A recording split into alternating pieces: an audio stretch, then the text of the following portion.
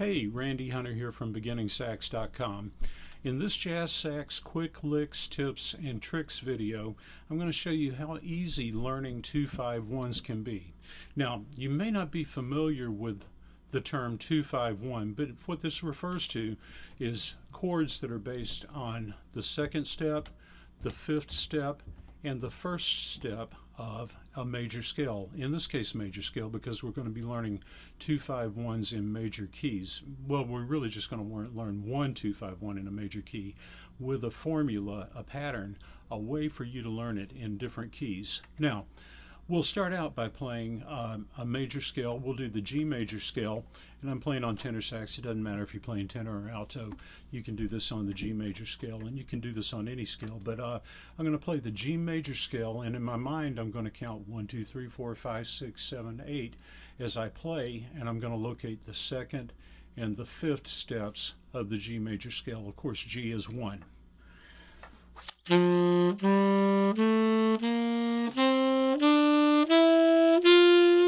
So if you counted with me, we know that G was 1. A was 2, 3, 4, 5 was D. So the 2 scale is based on the G major scale, the A, and it's a minor scale we get by this combination of intervals that we put together by playing a G major scale starting on A. So it's called the A Dorian scale, but it's the 2 scale.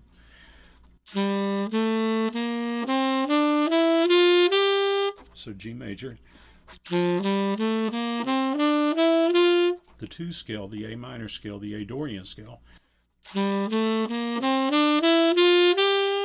5 scale, 1, 2, 3, 4, 5 gives us D. I'm going to start on low D, and then the 1 scale. So the 2 scale, the 5, the 1. Now on each one of those scales, I'm going to play a 1, 3, 5, 7 arpeggio. So on the A minor scale, the A Dorian scale, 1 is A, 3 on that particular scale is C, 5 is E, and G is 7. That's the first, third, fifth, and seventh steps of the A Dorian scale, that A minor scale. Now I like to round it off by going up to the 8, which would be the high A.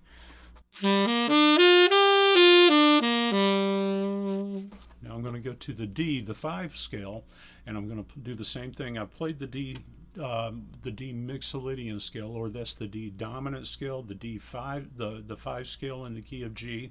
So it's a dominant scale, which means it's got a flatted 7 if we were talking about intervals. But 1, 3, 5, 7 on that scale is D, F sharp, A, and C. Now, like I did with the A minor arpeggio, I'm going to do the same thing with the D7 arpeggio. I'm going to play 1, 3, 5, 7, and 8, so I'll go to the high D. So there's my 5 chord, or the 5 arpeggio, and now the 1. So we're back to G, and I've already played the G major scale a few times, so I'm just going to play 1, 3, 5, 7, 8 on the G major scale. That's G, B, D, F sharp, G.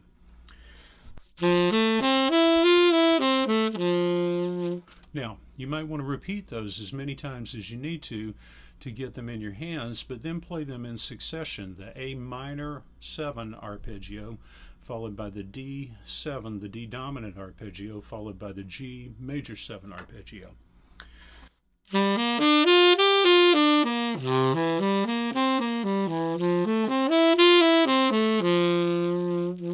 And that's the arpeggios to a basic 2-5-1 progression in G major. That's A minor 7, D7, G major 7.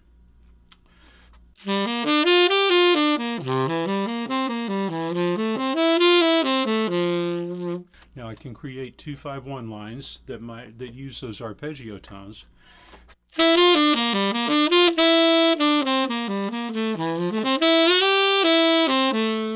and I cheated a little bit. I went to the 9 on those.